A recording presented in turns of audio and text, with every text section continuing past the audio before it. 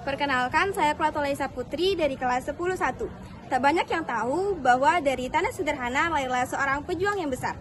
Seorang bangsawan yang memilih jalan sunyi perjuangan, bukan kemewahan istana. Ialah seorang Pangeran Diponegoro. Pasti kalian tahu kan Pangeran Diponegoro?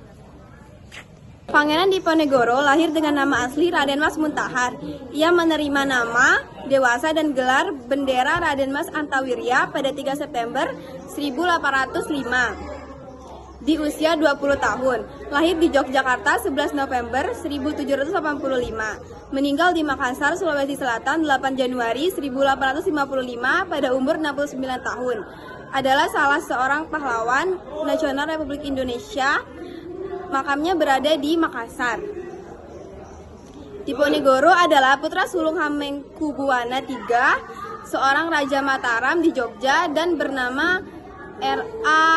Mangharawati, yaitu seorang Garwa Ampeyan, istri non permaisuri yang berasal dari Pacitan. Diponegoro lebih tertarik pada kehidupan keagamaan dan merakyat sehingga ia lebih suka tinggal di Tegal Rejo, tepat tinggal Eyang Buyut putrinya, permaisuri dari Hamengkubuwana I, Ratu Ageng Tegal Rejo, daripada di keraton. Pemberontakannya terhadap keraton dimulai sejak kepemimpinan Hamengkubuwono V, di mana Diponegoro menjadi salah satu anggota perwalian yang mendampingi Hamengkubuwana V yang baru berusia 3 tahun. Sedangkan pemerintahan sehari-hari dipegang oleh Pati Danurejo bersama Residen Belanda. Cara perwalian seperti itu tidak disetujui oleh Diponegoro. Perang Diponegoro berawal ketika pihak Belanda memasang patok di tanah milik Diponegoro di desa Tegal Rejo.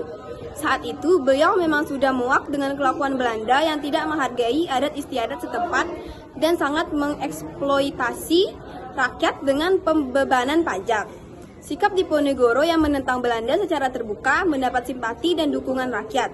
Atas saran Pangeran Mangkubumi, pamannya, Diponegoro menyingkir dari Tegal Rejo dan membuat markas di sebuah goa yang bernama Goa Selarong.